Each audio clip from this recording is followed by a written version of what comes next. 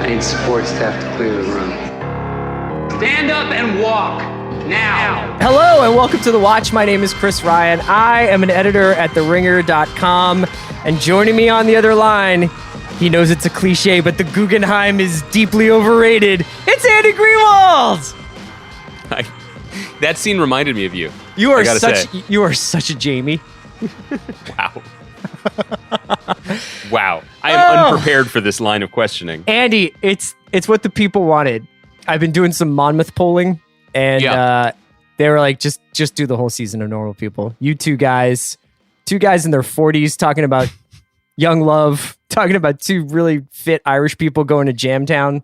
I've got some notes on consensual BDSM. Do you want me to get into that now, or should we set it up better? I don't want to spoil anything for people, so Sure. This will be a spoilerific discussion, much to Kaya's chagrin, of Normal People. She's got 3 left, but she's read the book, so I feel like Kaya, let's just rip the Band-Aid off. Turns out they weren't that normal.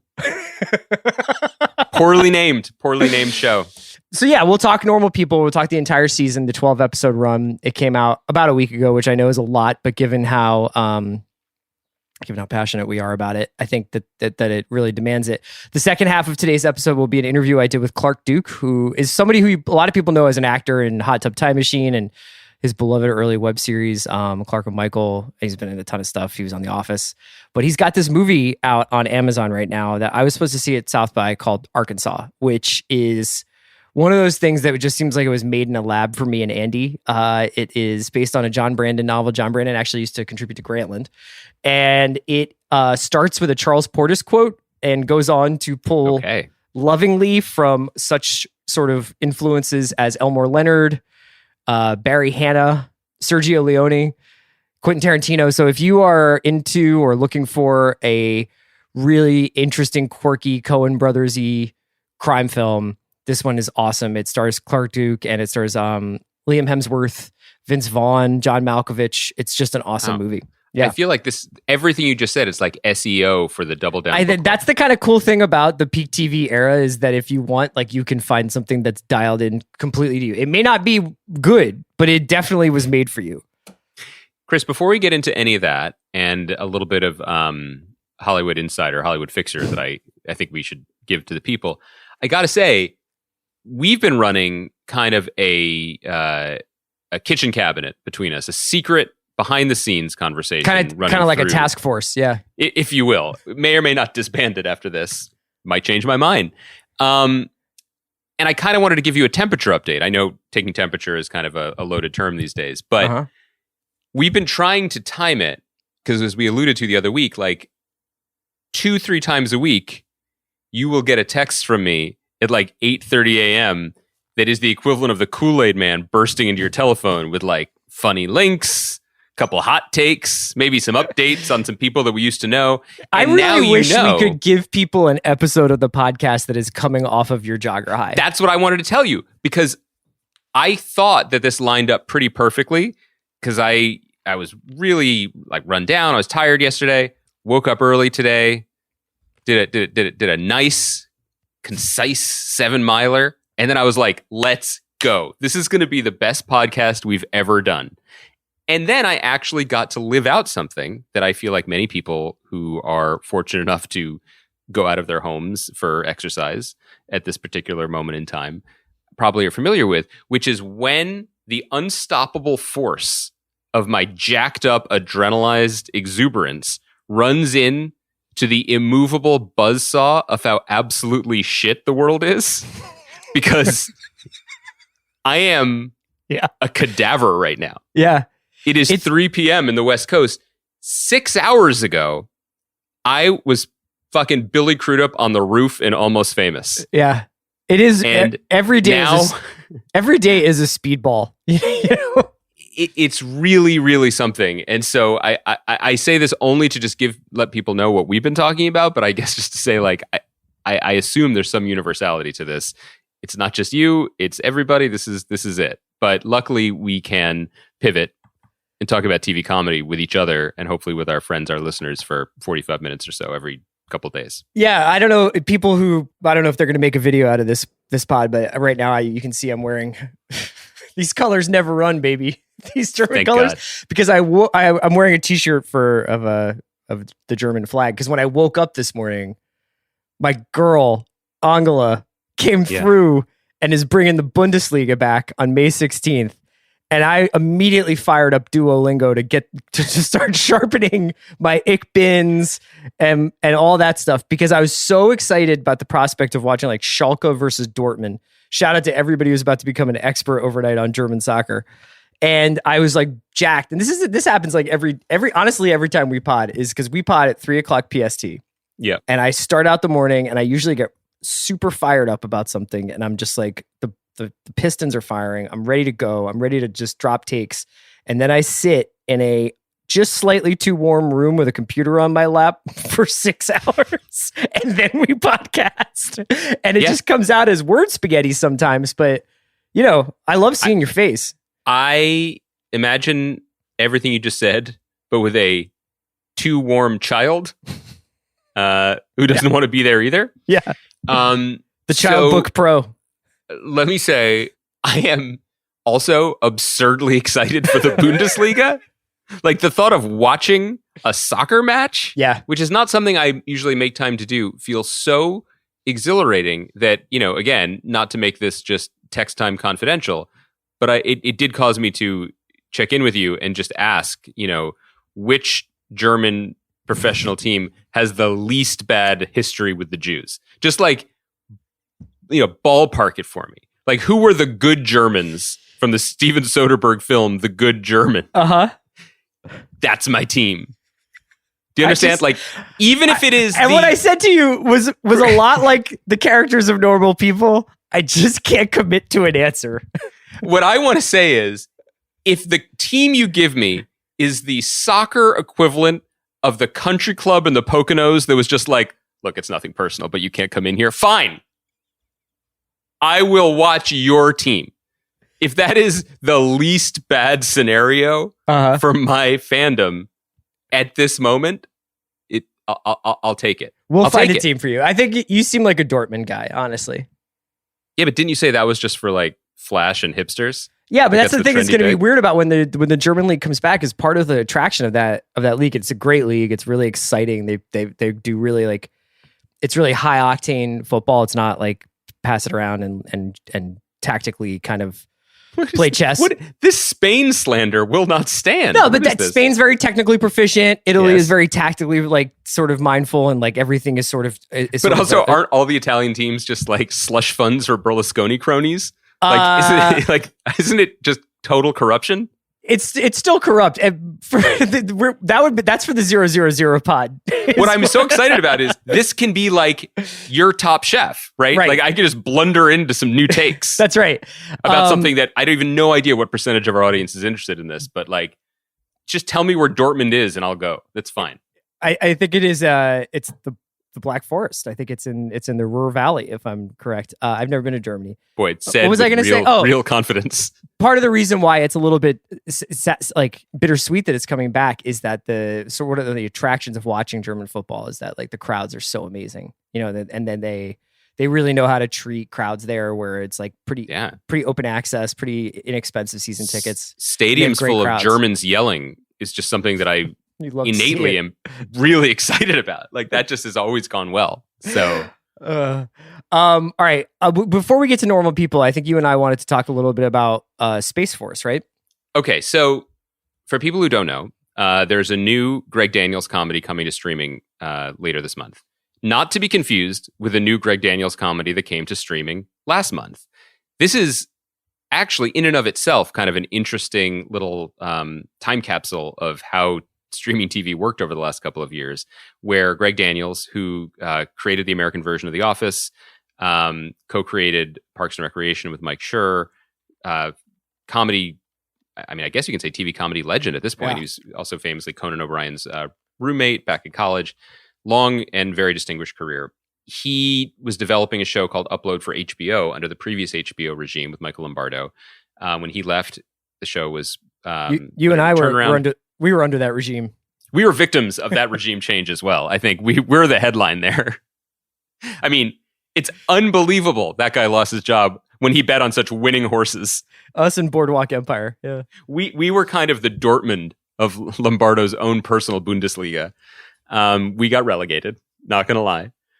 Anyway, that ended up being picked up by Amazon. A pilot was shot, and then a series was shot. And basically, a very, very slow process led to it finally being released on Amazon last month. Haven't checked it out yet. I will, because the wonderful and kind and brilliant Allegra Edwards from my show Briar Patch is on it. But then that was really slow. In comparison, our president makes a comment about sending people back into space. Within a week, Netflix is like, we're making a whole show based on that. So that was the timing. It wasn't a joke that became reality. It was a reality that became a joke. I believe so. I was unclear as to whether or not they had already talked about doing that, and then Trump actually was like, what would be funny? I guess you never know, which speaks really, that suggests really good things for my spec script, bleach injectors, which I've been slaving over for 2 years, ripped from the headlines. And anyway, all of a sudden it's set up Space Force with Steve Carrell coming back to comedy, working with Greg Daniels again, coming to Netflix. I have to say, we may have said this actually when the show was first announced, if we covered it, kind of didn't think this was real. Kind of thought this was a press release. I did not think they would actually find time, because in the middle of this, Steve Carell is joining the morning show and continuing his film career. And I just figured it would fall between the cracks and never get made. But secretly, they just banged out a season of this, and it's premiering later this month. So the trailer dropped. Pretty stellar, long list, long cast. I don't know what do you call a cast that, like, there's the headline and then it just keeps going. Ensemble.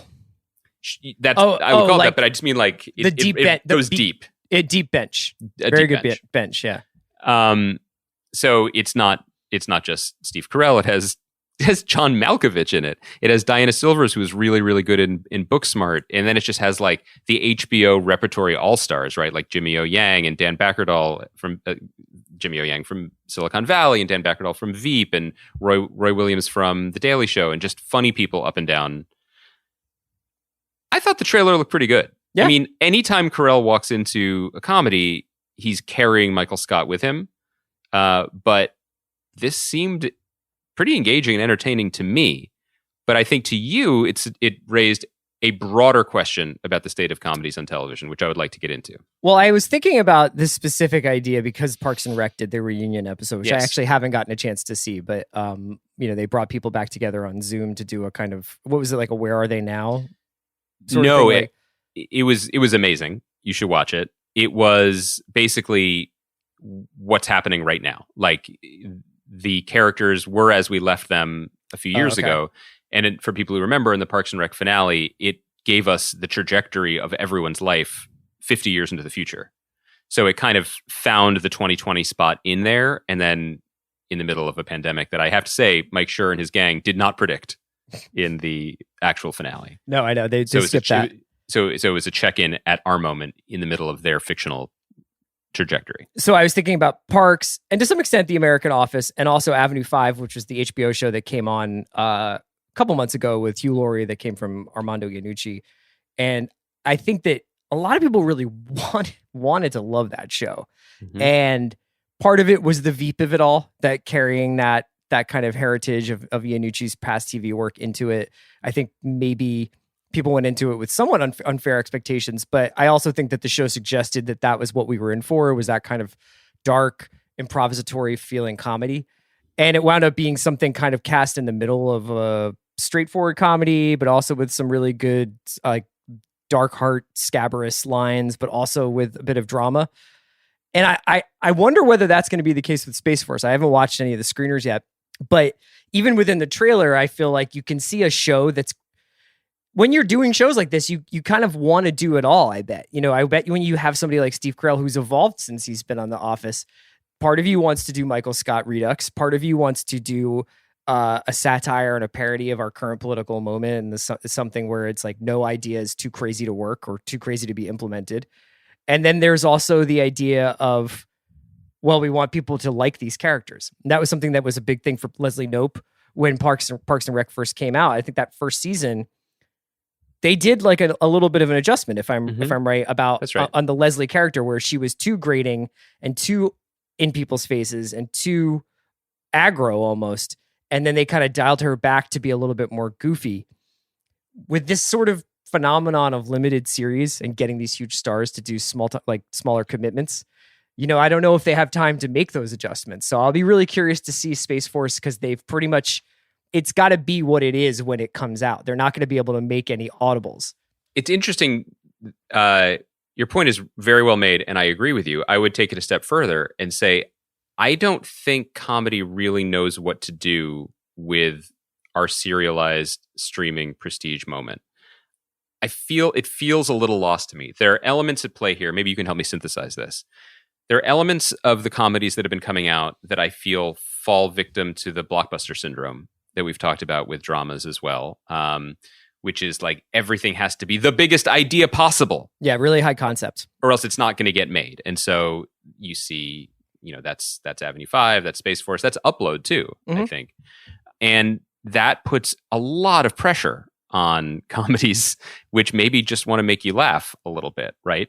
There's also the serialized nature of it, that it has to accumulate. It has to build to something. And it's funny that we're talking about Parks and Rec in reference to this, because at the time, I think one of the truly brilliant things about Parks and Rec was that Mike Schur was applying a mindset he saw and admired in The Wire to what was essentially pitched as a standard at that time mockumentary NBC Thursday night comedy, in that the story always was moving forward. The episodes, you could watch them out of order, but the seasons you couldn't, because change was a constant. And it was really brilliant. It was kind of groundbreaking at the time. Now when it's come back, and obviously it's a one-off, but what struck me about it, and what I truly loved about it, was it's just old soul, deep comedy bones. And it was really exposed by the Zoom nature of it. It was set up punchline between characters whose relationships are also themselves kind of archetypes, whether it's Leslie and Ron, it's high status, it's low status. It's just joke writing, basically. And you could really feel it because, obviously if the camera is moving around characters acting, also you don't notice the bones as much or the strings as much. But in this case you could, and I thought it was so much the better for it. The idea that everything has to be the biggest concept ever, has to have a deep bench of 20 people competing for the joke like Veep did, or has to have that kind of manic, oh yeah, I'll say it, energy that our pal Jason Mantzoukas is the best at. Yeah. But that sort of improv-y, Apatovian sentiment that has kind of infected comedy to a degree. What you're missing, I think, is just like character work and just good joke writing. Yeah.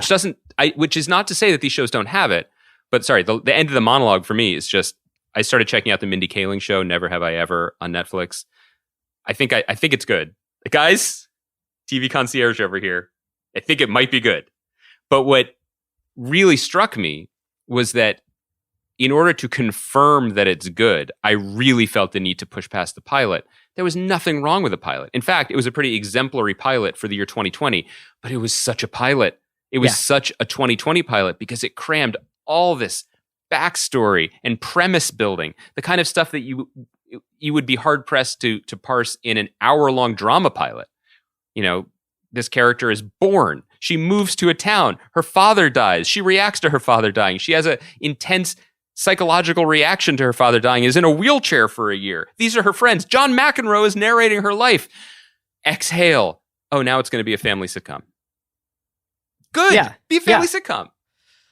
I wonder how many of these, because you mentioned Upload's circuitous route to Amazon, and one of the shows that what's one of our favorite shows of the year is High Fidelity, which started out as a Disney Plus show, but then moved over to Hulu after the merger, and probably all the better for it because it was allowed to be what it wanted to be. But I think even in that show, you can kind of feel the early episodes of High Fidelity, specifically the first episode, feels a lot different than the last 4 or 5 episodes of that show. Right. Like they definitely found the character. And we've been talking about this unintentionally for a couple of weeks now, because we've been talking about what happens when you get to spend so many seasons with people, whether you're talking about Homeland or Top Chef. But in these limited engagements that are becoming more and more the norm, not only do you have to do all the work that you're talking about, all the heavy lifting of a pilot, and especially all the heavy lifting that comes with, this was what I pitched in the room as what the reason to make this show is because it checks all these boxes. Mm-hmm. Then You have to get into that midstream, we've found our voice, everybody's loose now, and it's still in the first season. Like, you don't get the third season, the fourth season of, oh shit, they really figured out what's funny on this show. I mean, the same thing happened to Veep. Veep definitely changed over the years within the Iannucci years before David Mandel took over. I totally agree. And, that was my experience in one season of Briar Patch. Like, I felt things click into place around episode 8, kind of 7, but mostly 8. And the only way to get there, the only way to get there was to go through it. Mm-hmm. The only way to get there was to, obviously my learning curve was really high and I was learning a lot, but the only way to get there was also to work with the writers and try stuff and see how it was actually translating to performance and to camera and literally finding the voice. And you have to do that stuff. I mean, right. I was like, let's try an action episode. Let's try a kitchen sink drama episode. Can we do those things? Yeah, we can, but that's not where our bread and butter is. What is our bread and butter? We don't know until you finally get there. And I think that is absolutely, to your point, that's absolutely something that is at risk of being lost in this current climate. And I'll just to bring it all the way back to contemporary relevance, we are in greater risk of losing that because we're talking in early May 2020. Legitimately have no idea when anything or how anything is ever going to be filmed again. Mm-hmm. But take that giant bummer bomb and slide it away. If and when things do happen again, there is going to be a much, much stronger focus on communicating everything that something is before you start. Keeping it tight, which is not a bad thing. But my sense is from talking to people and from my own, non-podcast work, a 6-episode pitch is going to have a lot more receptive I was just gonna of an ask audience that. than a 10-episode pitch. I was just going to ask, I mean, like, I can imagine, it's hard to imagine them doing like Grey's Anatomy the way they do it, even though they shoot it here in LA and stuff like that. Maybe a better example would be, sadly, something like Better Call Saul. I'm sure that they will finish what is apparently going to be a 13-episode last season of Better Call Saul. And they'll shoot it in Albuquerque, no doubt.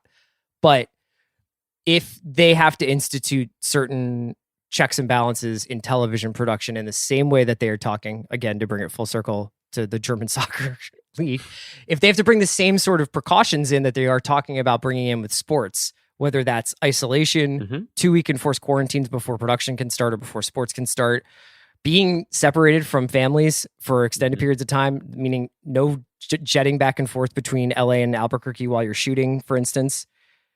I wonder whether or not you start seeing production happening either in smaller blocks. So, hey, we're going to do a couple of months, then we're going to break and you guys can all, and then we'll come back and then we'll come back and then we'll come back.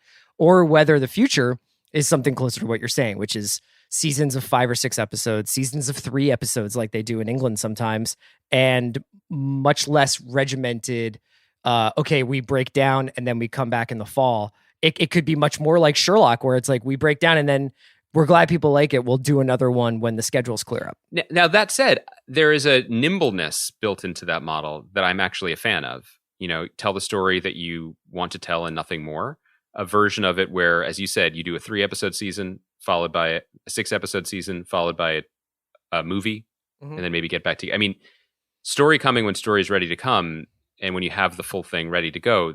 That sounds pretty appealing to me, and it actually sounds a lot more fiscally prudent for the studios who are deeply hurting, like everyone, and will be hurting for the foreseeable future. It also does seem to be more in line with the way actors and the willingness of A-list and big ticket actors to do TV has disrupted the medium. Nothing, the two tenets, right, of TV in the last 10 years is everyone will do TV for a price or for the right material, and nothing is ever over. Sure. And both of those things were absolutely like inviolate rules. Those were just like, those are the two things you knew about TV that were bedrock prior to 10 years ago, say. Movie stars don't do TV, and when things get canceled, they are done. Right. All that's out the window now. So there's something potentially positive in there, but I do think in the spirit of the conversation we were having, finding it out there on the pitch, shout out to my Dortmund homies, been a fan for a while now, that may be going away. And so you may end up with more things like Avenue 5, which Does that get a second season in this post-pandemic fiscal world? I don't know. The first season was pretty not good, he said politically, and yet it kind of got a classic HBO. We don't admit mistakes. We just push through them. Sure. Rubber stamp for a second season, and maybe it'll be good because of what we're talking about, because it found itself, or at least maybe Armando Iannucci convinced HBO that he had found it. But we'll see. There are so many secondary questions that come out of this conversation. We should probably save it for a larger talk about the state of production. I was thinking about whether or not we'll see more things like the commitment HBO made to Vice Principals, where they're like, let's do 2 seasons shot together and release them over the course of 2 years, or whether or not we'll see what kind of impact does the more a la carte production style that you're talking about, what does that have on the people what kind of impact does that have on people who rely on, I know for 9 months of the year I work on network sitcom X, I mean, there has been one of the reasons why there's been so much unrest, for example, with the Writers Guild, of which I'm a proud member. The fact that we broke with our agents, the big 4 agencies are still not in compliance, and so many of us don't have agents and haven't for over a year now. Why there had been very serious talk about a potential writer's strike that's now being delayed. They've been punting on the date of when that deal with the producers expire for obvious global reasons. But one of the reasons why that unrest exists is because the very definition of what it means to be a working writer has changed so radically from a lot of the things that were in place, the minimums that you could be paid, et cetera, were based on the idea that if you were working on a TV show, you were working for 10 months of the year on 20 episodes. Yeah. Now, to have make a living, many writers, certainly lower level writers, have to jump from project to project to project. And it is literally like Frogger. I mean, you have no guarantee what's 3 weeks on this, 9 weeks on that, 6 weeks on this. Or 5 months and then absolutely nothing for a year and a half because the timing didn't line up, or because the thing that you worked on hasn't aired yet and you don't know what it's worth. And then the other thing is when productions could hold you. You worked on it for 3 months and they have the first position for you for a second season, but they're not going to make that decision for a year. So you can't work. So the money you got paid has to stretch over a much longer period of time. Also, residuals. You make a show for Netflix. That was the one sale that show. Right. It's not going to show up on channel 17. So that potential income is now cut off completely. So anyway, that was a big preamble just to say that kind of instability had already started to take root in all corners of the business, where people that I worked with on Briarpatch had been working on, I'm trying to think, like Daybreak, a Netflix show that had been working there. Some of them were picking up extra hours on Better Call Saul, which had run over how long they thought they had been working there. How long they thought they would be shooting. It is a total hustle, and nobody knows. I mean, when we all were a little more optimistic, for no good reason other than our own sanity, I think when this first started in March, people I was talking to on crews were like, boy, is it going to be crazy when they flip a switch. Yeah, right. And everybody goes back to work at once. And everybody is like, I need the best line producer. And then the 11 good line producers are like, well, we're busy. Yeah. I think that was a very optimistic scenario. Obviously, as we learned, there is no switch. Well, that's all stuff we don't know. So why don't we stick with what we do know? We know how we feel about normal people. Yeah. Finished the show in a race to the finish. I had been trying to squeeze it out to kind of like savor it. You know what I mean? This is definitely a show that, even though a lot of the episodes are 33 minutes or 25 minutes or just these kind of amuse-bouches in some ways, like you kind of want to live in that world for as long as possible. That being said, and this is where we'll start getting into spoilers. So if you haven't finished Normal People yet, just save this conversation for when you did. Things take a turn in the second half of this show. Not to say that the first half is like all sunshine and lollipops, but it is definitely a different show in the second half, right? Yes. And I think that my affection for the show, which has not dimmed or changed, I love watching it, really impressed by it. Some percentage of my affection for the show shifted from the story, which I recognized in almost entirely from the book, to the storytelling, because I think they did a very, very artful and delicate job kind of eliding parts that never worked for me on the page, and I think still kind of struggle. Well, you can be specific. What were you talking about? Some of the why does Connell just go home to Sligo for the summer and never tell Marianne? In the book, that's, you're kind of in his head, so you're kind of a little more in touch with his terror and discomfort at anytime anyone loves him or needs him, and also his deep class insecurities, which play a larger part, I think, in his psychology in the book, and really only come out when they're eating ice cream in Italy in this book. It's still kind of inexplicable. It's one of those things that happens in rom-coms, although it wasn't a calm moment, a roadblock. Yeah. I think everything that happens in Sweden is obviously a tough hang, and it's just kind of, even the tweaks they made in the storytelling, and we can get into that. That was the weakest episode, I thought, by far. You're not beautiful to look at. You're not Team Lucas, then? I mean, it's funny that we're going to start our conversation about a show we loved with some nits to pick. But I would say... We've also done 2 podcasts about how good the show is. I'm not really even picking any nits. So this is actually a pretty instructional conversation because I have not read the book. So I thought that the way that they handled the moment where he does not ask her if he could live with her for the summer was one of the best examples of how well they made this show. Because they do show her memory of that moment being different than his. And the constant kind of shuffling back and forth between 6 weeks later, 6 weeks earlier, this moment from my perspective. They don't do it. They don't overdo it. It's not like a 000 thing where it stops short and then it's her perspective. But there are these subtle little shifts where it'll be like, she thought he said, I guess we should see other people. And he thought she said, he thought he said, I suppose you'll want to see other people. And it's that small difference, whatever the actual line is, that's essentially the meaning. I thought that the way that they did that was wonderful. Yeah, I thought that was a way that they kind of dodged something that was a little far-fetched is the wrong word.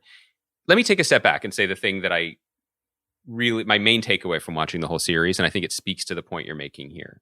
Because the moment you're talking about, once it became a he said, she said, and everyone rushing to assume something about the other person, and they're just that deep sort of discomfort of like wanting to just be in someone's head but not being able to, and it's youth, right? Like not just saying what you mean, like it's young behavior, and it's absolutely appropriate for these slightly not normal, in a good way, in a healthy way, young people. They're young. And what I kind of secretly loved most about this show is that when stripped away from the book, and this isn't a spoiler for the book, this is kind of Sally Rooney's thing. She writes in this very affectless, matter-of-fact, almost harsh light, no filter, cell phone cam documentary style, where things that are both exceptional and banal are kind of flattened into an IM window. Mm-hmm. She's absolutely, she was 29, I think, when she wrote the book. She's not much older than that now. There's something that strikes me as extremely online about the way that she writes. And I think some of the writing about her and about her books have really focused on her own style and her age and her perspective as being the third rail of what makes this really compelling literature. Okay. When you remove that, it's a fucking YA romance. Yeah. And that's great. And it's so low-key impressive that Lenny Abramson, Rooney herself, Alice Birch, all the people who worked on the show were cool with that. If you took away the trappings of it, this was a big, lusty, emotional, horny as fuck romance. Yes. And once it became that, not like world-weary commentary on the jaded nature of today's post-millennials, and it was just like, these guys are kind of fuck-ups, but they really love boning each other and maybe more, it exploded into something kind of beautiful and true in what it was. And so all of that was my long, long headline way of saying, that's what bought that moment for me. Yeah, I think that the commodification of genre can be a dangerous thing in that regard. So it's like there's a difference between YA and something that's about young adults. You know? And that's what this was. It was about people at that very specific point in their life. Like Connell has that great line where he talks about walking around trying on 100 different versions of himself, which is a really great encapsulation of how people tend to feel in that age, is from like 18 to 22, 23, sometimes older, sometimes younger. I thought it really grabbed onto the passive aggressive self-destructive habits that people have at that time, because you do have that feeling like you're kind of aware that you know in the moment, I think for a lot of people, that this is your one time to be this person, to be like this, and to take an Erasmus scholarship to Sweden, or, you know, travel Europe, or go to New York, as we see at the end of the series. And that can be pretty destructive to things that in retrospect, you'll be like, why did I do that? Because I'll fucking tell you this. You want to know what drives me crazy? I did major in creative writing. It's not worth it. It's like, you can totally just read. It's fine. They've got these great classes online. Do a TED Talk. You don't have to leave the love of your life to go to an MFA program. I love, you know, that's the kind of, that's a, cut to 6 months later when Connell is in a writing seminar and some guy is like, here's my vampire short story. You're going to fucking wish you were with Marianne, dude. I can tell you that. Also, I mean, I respect the show for telling us and not showing us that he is the new Frank O'Hara, because anytime a show is like, this guy's a brilliant young writer, I'm like, fuck off. Yeah. Come on. He's 22. I can't wait for that first collection of bagging groceries in Sligo and other stories to drop. I'll be breaking Rona Quar just to go out to Skylight to cop that. So you think they made a mistake? I mean, I what I think is, it felt a little arbitrary that we started with that moment of him leaving in episode 6, I think it is, to go home for the summer. But it's actually, or episode 5 or 6, but it's actually quite appropriate, because if you look at the season as a journey, the journey is one towards a more mutually respectful, honest, affectionate in all ways relationship between two people who have been crucial in each other's lives and got each other through a transition from one part of life to another. And so what they actually say to each other, and this was a crucial difference that they did in the show. In the book, it's like page 306. Connell's like, right, got into the New York program then. Got to be honest with you. Thanks. Going to New York. And she's like, oh, so you'll be going then? He's like, thanks. And then it's like end of Waiting for Godot. It's just like, so you'll be going. I might be going. You can fire up the mic for this one, because I need to get a third opinion here. Do you think Andy and I should start a Patreon where it's just me and him playing both parts of normal people, and we are just like kind of just doing the lines and then maybe adding some like what we wish they had said stuff? Yes, absolutely. I would pay top dollar for that. Thanks for that. Thanks. Thanks, Kaya. Hey, thanks for being honest, Kaya. That's grand. Thanks. So, but in the show, oh, Kaya McMullen. That's an Irish name, isn't it? McMullen. Oh, thanks for that, Kaya. I think I'll be leaving now. If we're being honest, I think we both know I don't want you to leave.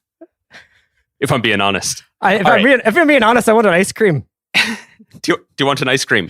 I'll just run and get you one. Oh yeah, the second half of my football is coming on, so I'm just gonna get an ice cream before the second half comes on. If we're being honest, I didn't know there was a match on. Boy, do you think anyone from Normal People will ever come on this show now that we've been like this? You're the fucking...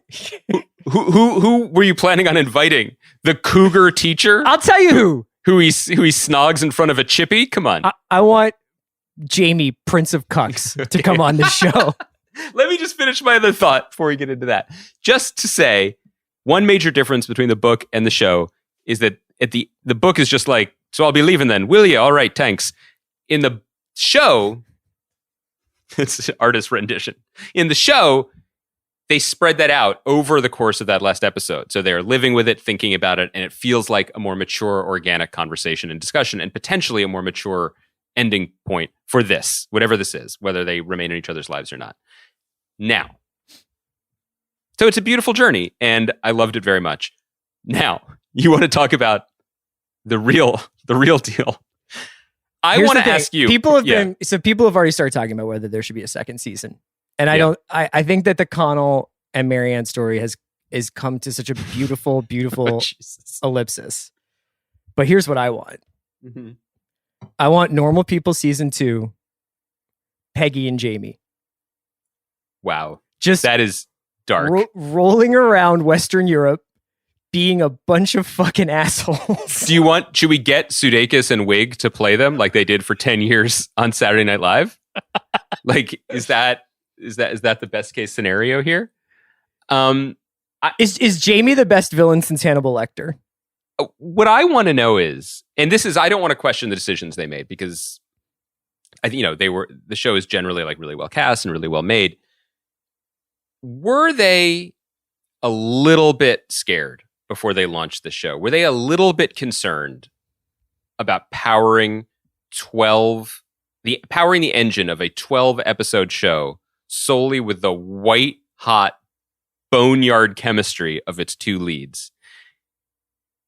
Did they hesitate? And what I mean by that is, were they not convinced that Paul Mescal and Daisy Edgar Jones were the shit, which they are? Mm-hmm. And is that why they cast these fucking dipshits as their alts? Because I want you to help me make the list of who else they were considering for the roles of the other boyfriends. Were they the guys who stand in front of like schools saying, "Do you have a moment to talk to me about the planet?" Like, were those some of the potential people? Were they the people who like? It's the people who call during NBA playoff games. Yes, asking if you have time to talk about like a congressman's race outside of your district. Was it either the actor who played Jamie or the guy in my neighborhood who owns an air horn? Like, was it 50-50? Yeah. Like, did they ever consider?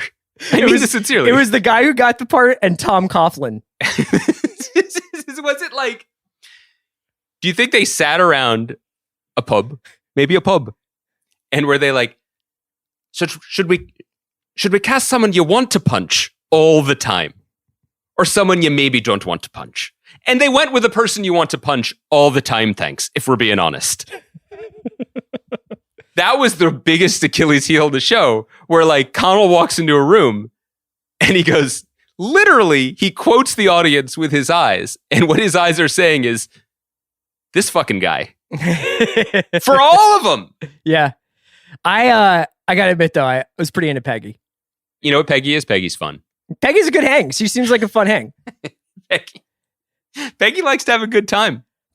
This does speak to I mean, I would go as far as to say this is like a 9.5 out of 10 show. Like, I just loved it so much. I'm sorry that we're done with it. I'm sorry that it's over.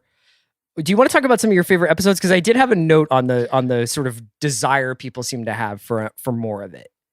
Yeah, I mean, I think that the early episodes in particular were just so breathless in all senses that they were really wonderful. Yeah, the 2-3 episode run of them at Trinity that first year it's not surprising that later in the season Connell says that might have been the first time I was ever happy in my life.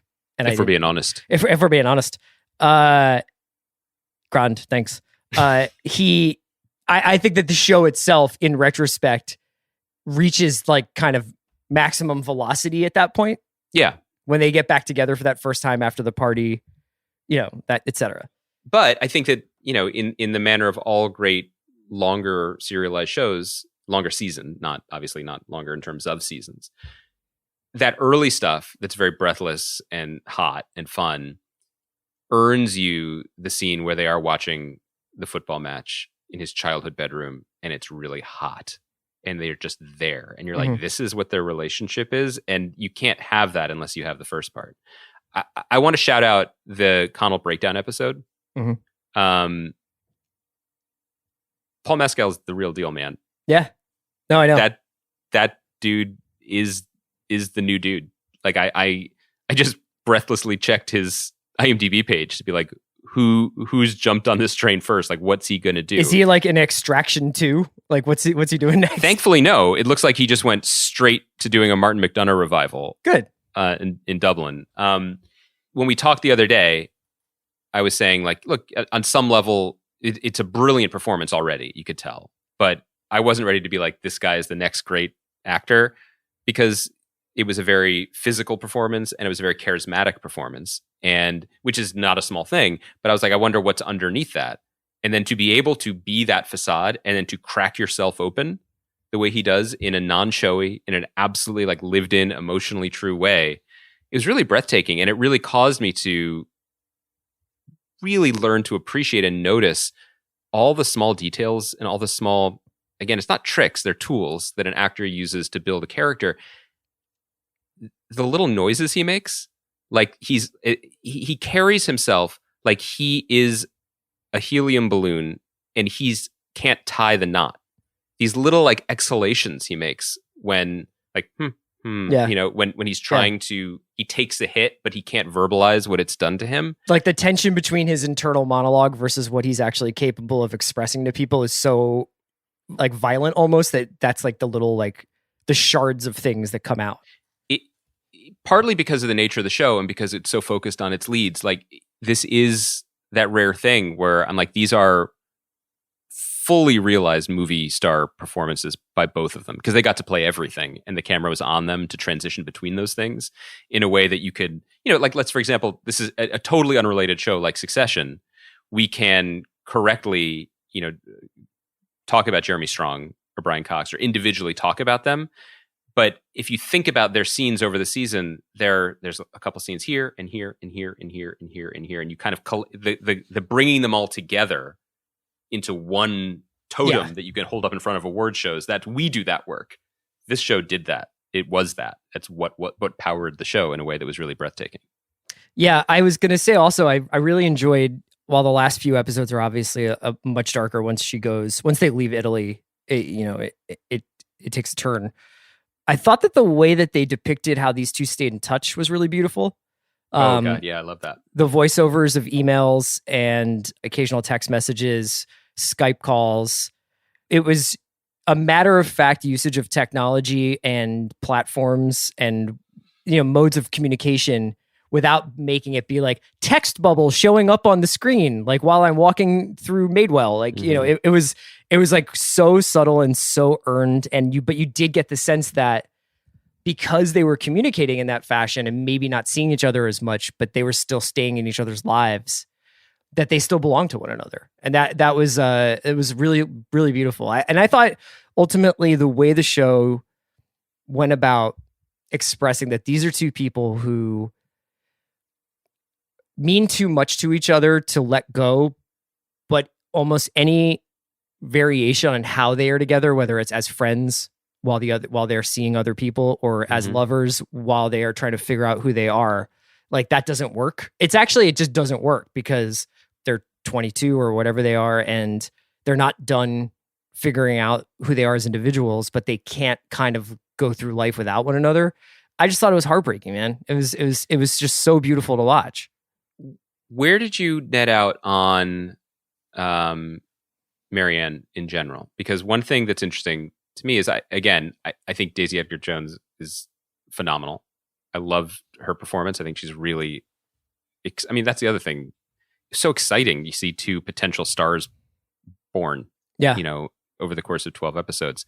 Can't wait to see what she does next. I do think that this became Connell's show in a way that surprised me. And I'm trying to figure out why that is. And, you know, whether that's because he had, because he's just that great of an actor, which is partly it. But I think you can make an argument that some of the things that Connell goes through are frankly a little bit more normative. You know, I mean, I think that can you imagine a show called Normative People? But the second, what Marianne puts herself through is not something that a lot of people necessarily even cop to having experience with. And that kind of, I mean, I think a lot of people understand the idea of putting yourself through pain to sort of regulate how you're feeling on the inside. But yeah, I think that also, I'd be curious to know about like the difference between the book and the movie or the book and the show here, Mhm. because I did feel like,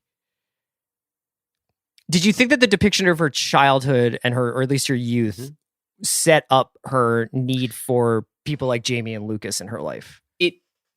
What's missing from it, and again, this is one of the things that happens when you take it from the subjective POV that the book is written in and make it this, you lose the inner voice, and so you don't hear the constant drumbeat of how she talks about herself and how she thinks about herself.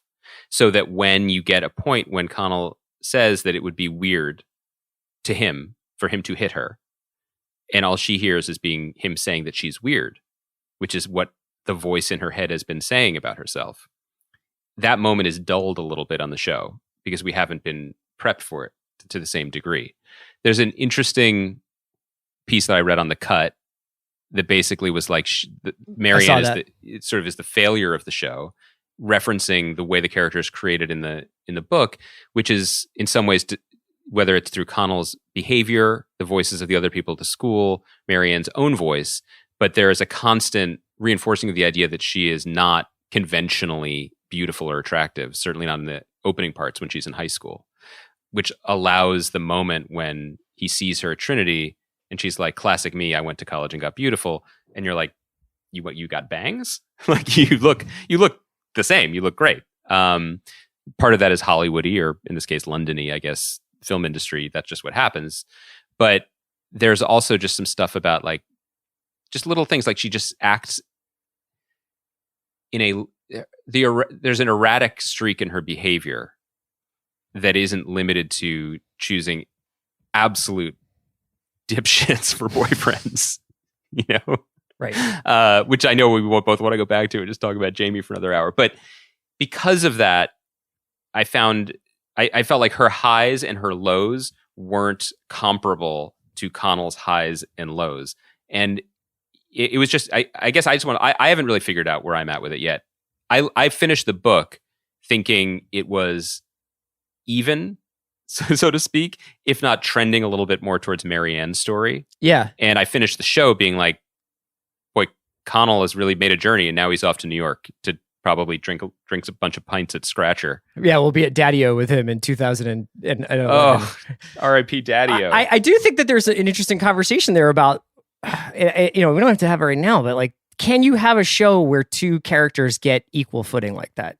Mm-hmm. We see, I feel like with Connell, it was like I was on the inside looking out, and with Marianne, I was on the outside looking in. Kaya, did you feel that way with this? With the episodes that you've seen so far, and you've watched it? I'm just curious if this is just me and Andy, or if you agree that like there's a degree to which you can't quite know Marianne totally. And Kaya, before you answer, this is a really good test study because the three of us are identical in all ways. Absolutely. So I feel like, especially generationally, like, yeah. Generation, gender, it's perfect. Yeah, I would agree with that. I think probably Connell seems like to be the more nuanced character and has more layers to him than her. And I don't know if that's just a difference in like the acting skills.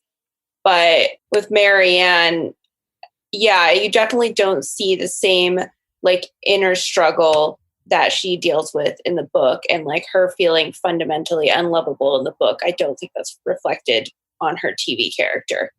Yeah, it's more like it's like show don't tell in the.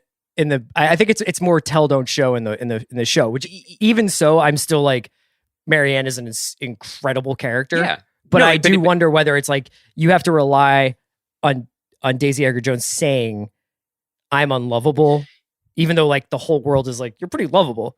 It's also, and also all credit, all blame for that, but also all credit, dude. This is like the best costumed show I can remember seeing in forever. Like every choice for every character tells you so much about who they are, where they are in their lives, and everyone looks amazing, the right degree of amazing. But to your point, I think it goes to that idea I was trying to articulate before about how the show Normal People just never fought its identity as a not big screen, a small screen romance. Whereas one of the more interesting things about the book was whether it was explicit or just, in internal monologues or behavior, both of these people struggled very, very deeply with self-love or love at all. Mm-hmm. And I think that's partly where the title comes from, right? That even the little moments, like when Connell tells her he loves her after she says that her father had been violent, he recoils from that all the way to asking Rachel to Debs. Whereas tracking exactly that moment as why didn't really linger as much, and the whole thing where she keeps saying, I would do absolutely anything if you asked me to do it. Her taking that and putting it in his lap is here, it's there, but the through line of that isn't. And so one of the responses an audience member might have coming to a cold is, these two smoke shows should be together all the time. Yeah. And so it's just a bunch of convention why they're not. And we love that convention, but that could be a takeaway from the show as opposed to the more nuanced psychological exploration of why they can't be loved or why they don't stay with each other. I think it's got to do with perspective, because this is a show that's shot from so close up. I mean, even though you have an incredible sense of place and gorgeous scenery and times, essentially this is a show that's like the cameras are right up against these people's lives. And the more and more you pull back, the more and more you realize how conventionally unconventional they are, just like everybody, they're fucked up just like everybody, but they're just essentially two young students. You know what I mean? They're just two people who kind of like came across one another early in their lives and can't let go of one another. And I think that that's where the title really resonates for me is just this idea that you could lose Connell in a sea of people in New York. You know what I mean? He's not Brad Pitt in World War Z. He's not saving the world. He's probably going to be an average short story writer if all the stats shake out right, But what an incredible person to make the hero of a story. And the same thing goes for Marianne. What an incredible character to make the hero of a story. And I think if we're being honest, neither of us want the show to end. I think it's pretty obvious. Yeah. Andy, let's wrap it up there. So we did all of Normal People, and we've got my interview with Clark Duke coming up next. I'm not sure what we're going to hit on Monday. Top Chef, baby. Restaurant Wars. I love that we're covering this show. Our Dubs is coming. Okay, yeah, we might have a special guest on Monday, so we're looking forward to that as well. Can I also just let you know, and our wonderful audience and listeners know, that they won't be able to tell, but I plan to keep this Zoom call open so you and Kaya can just watch me take a nap. That would be a beautiful way to continue this. Do you get to take naps? No. I love that you found the most untrue thing. That's right. In something that was entirely made up. All right, man. Thanks so much. We will talk to you guys on Monday. Thanks, Baranski. Hey, thanks. That's grand. Thanks. Clark Duke, thanks for joining the watch, man. I was really excited to see Arkansas at South by, and obviously we didn't get a chance to do that. So I was so excited when I knew that we were going to get a chance to talk. Oh man, yeah, I was really excited to watch it at South by too. It's such a bummer. I mean, I've never got to watch it with an audience. Shit. That's kind of been the most fun of doing the press like the last few days is I just kind of keep asking all the people interviewing me, like, did you like the movie? Like, what'd you think? What did you think about the movie?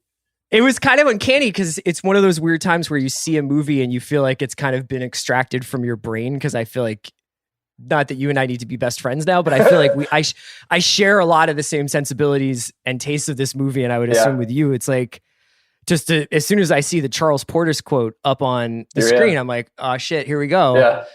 Was that I haven't gotten a chance to read the novel. Is that the quote in the beginning of the novel as well? No, or is that some that quote is not the beginning of the novel. I'm just a Portis fan, and Portis is also from Arkansas, and just his influence kind of as a literary and film figure kind of looms over my taste in the movie in general. So I thought it was just a pretty great quote to put up there. I actually, to tell you the truth, I originally had this Morrissey quote in the script. I had a Morrissey quote at the top. It was from that song, Sister, I'm a Poet. The quote was, I love the romance of crime, and I wonder, does anybody feel the way I do? And is evil just something you are or something you do? But Morrissey wanted like $30,000 for the quote, so...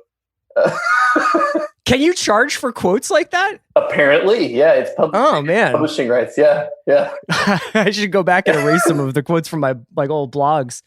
Tell me a little bit about when you came across the Brandon book, because I know that this has been a labor of love for a really long time.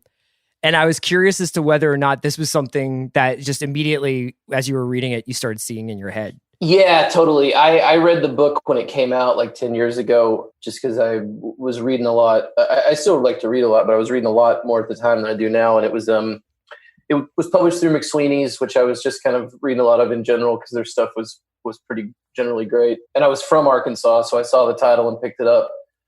purely, randomly, just like saw it in a store. Remember stores. And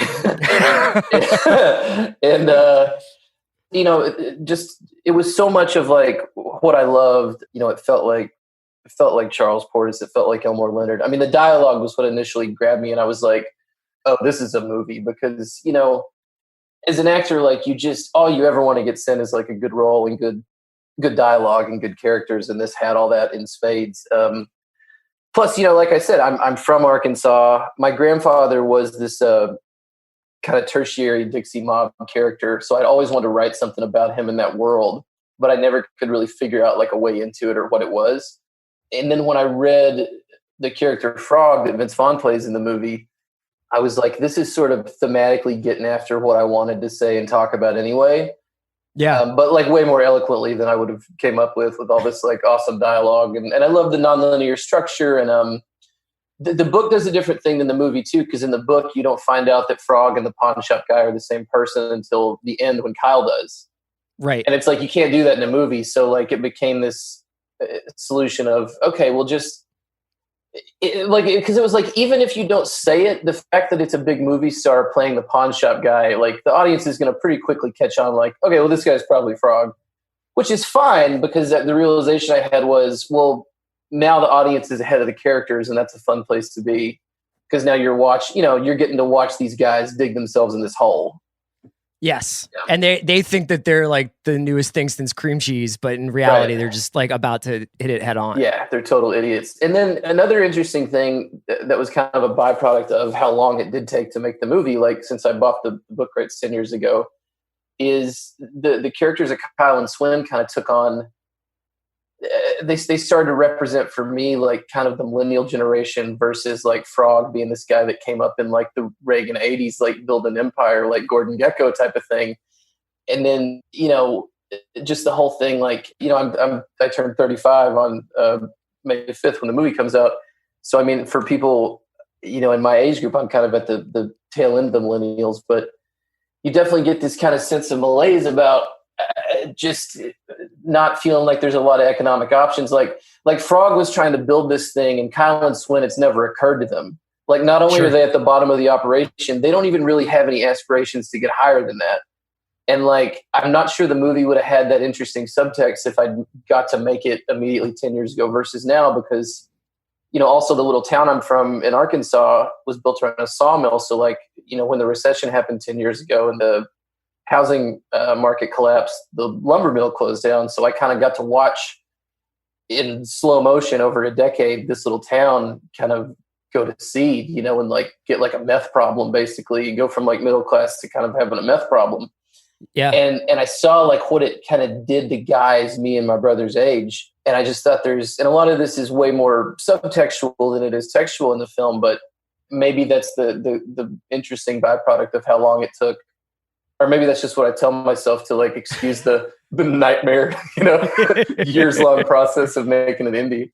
Well, I'm always curious about the act of adaptation and whether or not, especially when it's something like a first feature project like that, like whether or not what you're subconsciously chasing, like thematically and narratively, when you're like, okay, in my mind, I know I need to do this. I know I want to do this. For you, was it like, it's going to be something and it wound up being Arkansas, or was it, I was sort of thinking about it and then Arkansas came along and I was like, I have to do it? I think it was a little of the latter. Like, I knew I wanted to do something, like I said, about that world and about that place. And then when I saw this, I was like, oh, this is the vehicle for it. I mean, like I said, like what he wrote was way more eloquent than what I was going to come up with, probably.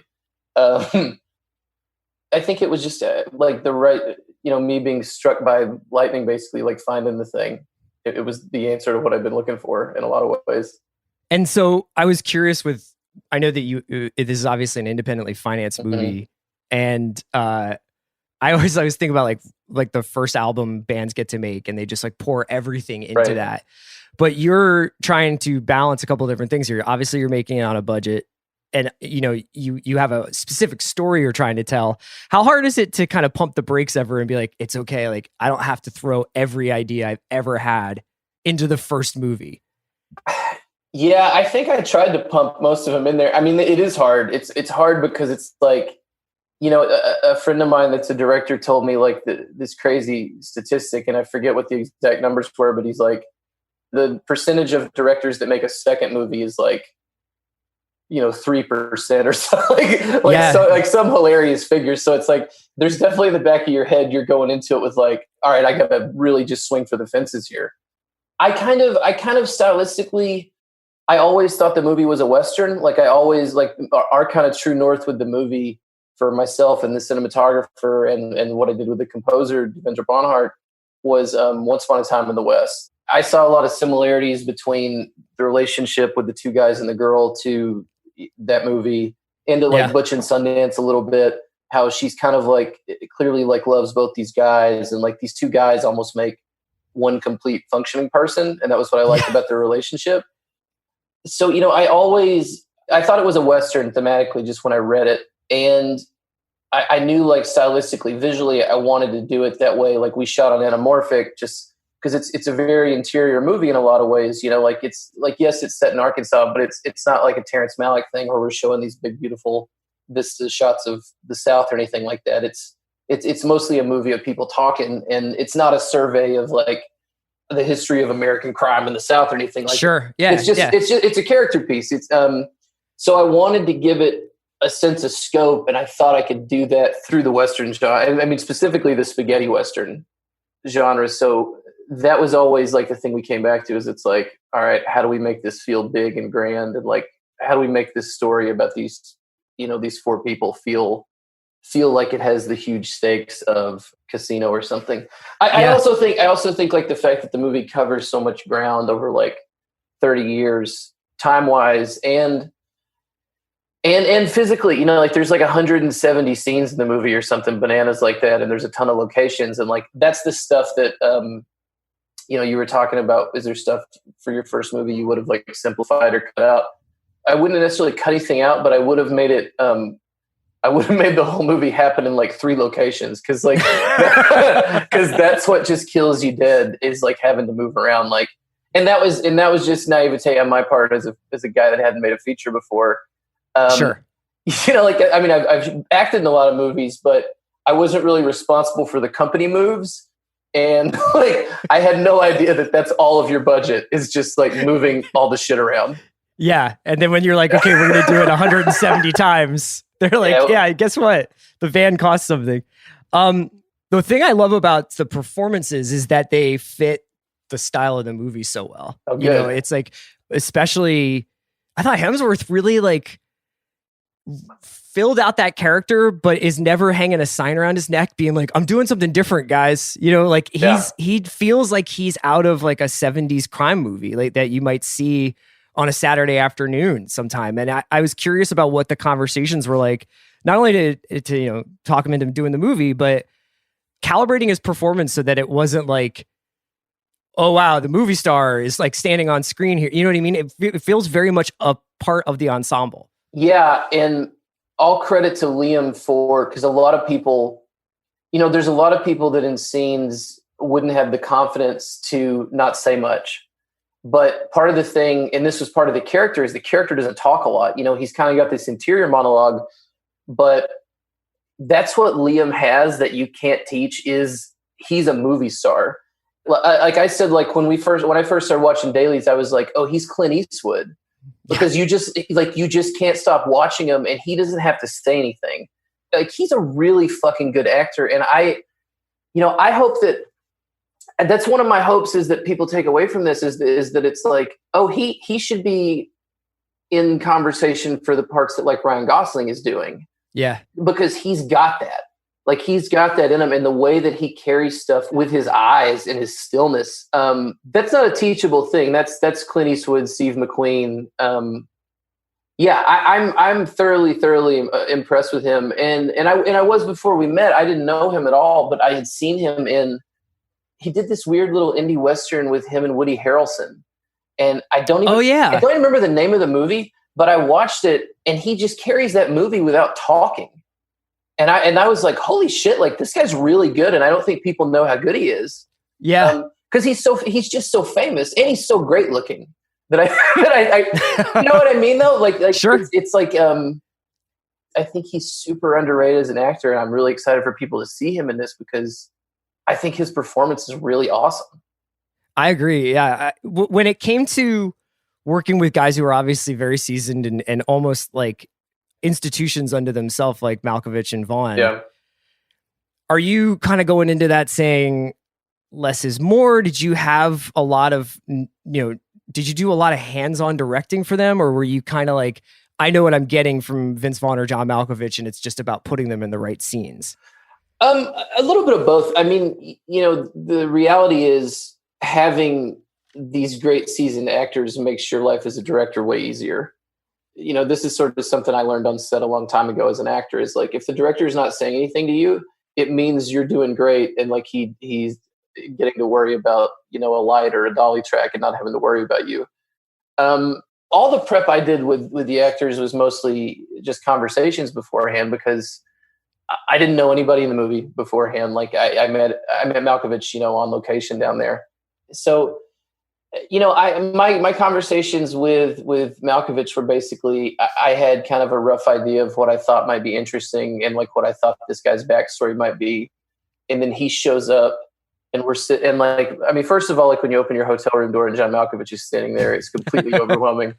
And it's funny because, I've done movies with Robin Williams, Eddie Murphy, Chevy Chase, Jim Carrey, all these guys. And I was I'm not going to lie, I was kind of like starstruck by John Malkovich just because I respect him so much.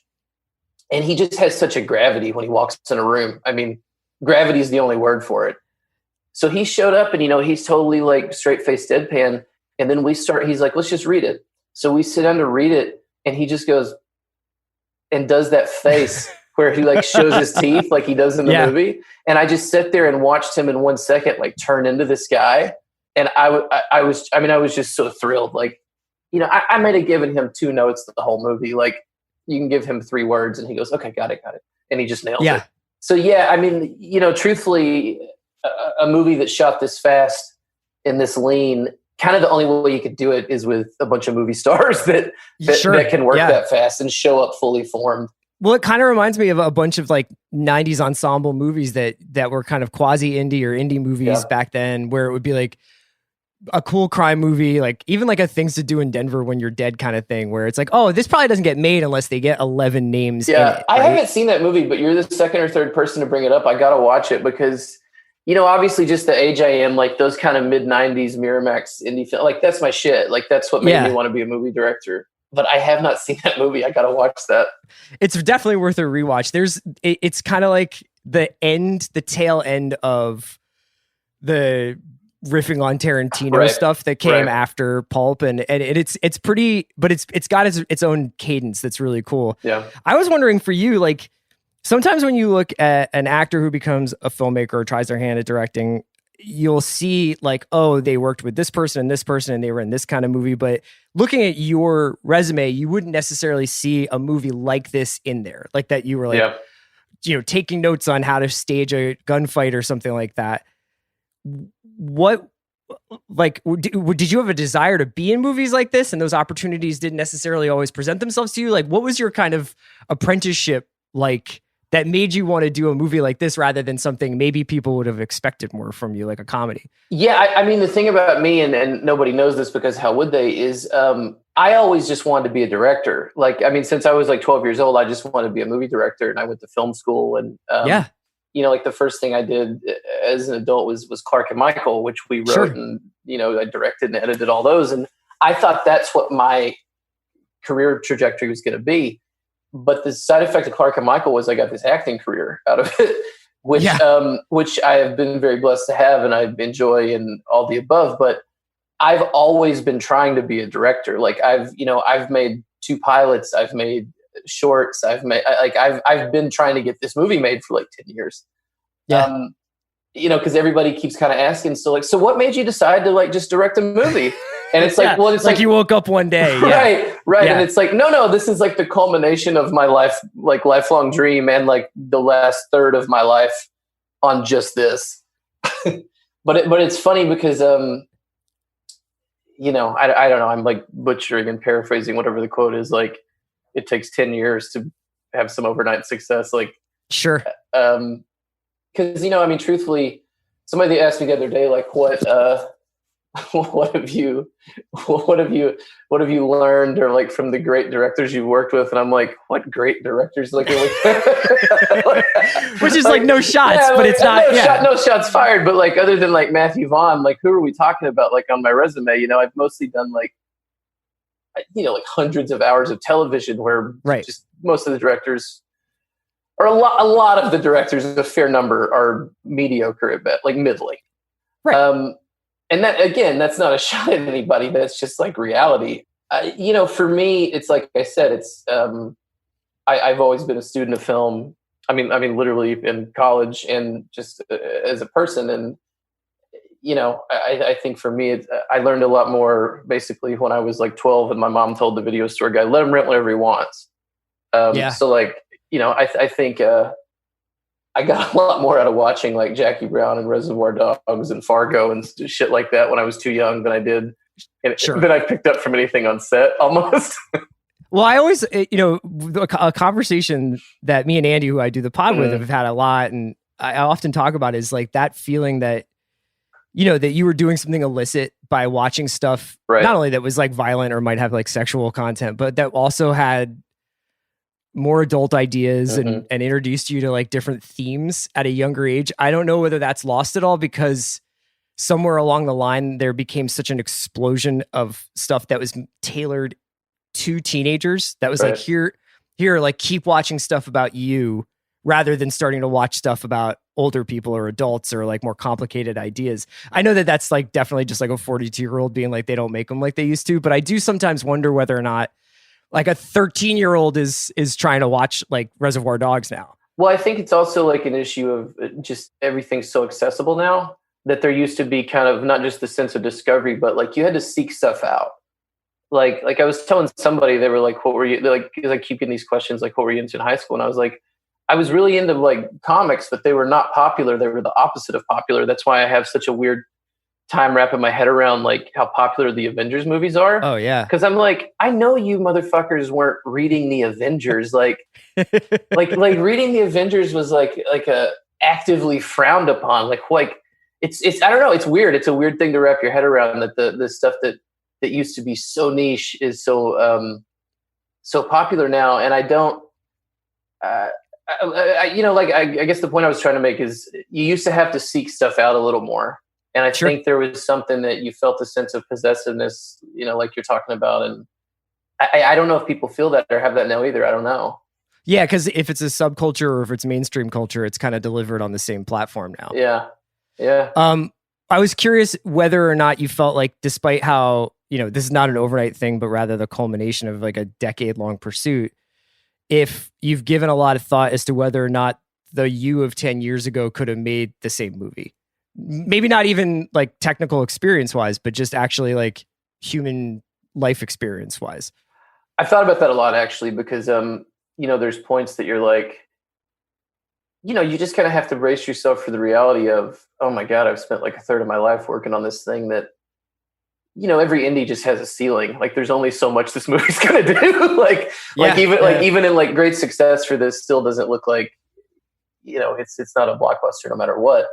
So yeah, I definitely have had those thoughts, but the kind of comforting thing I took away is I think the movie would not have been nearly as good or as thoughtful or interesting, me at 25 directing it instead of me at 35 making it, like not even close. So I have to think that everything happens the way it's supposed to, and I just gotta kind of trust like God's timing and not my timing on it, because I really I think I know the movie would not have been as good if I'd made it then than now.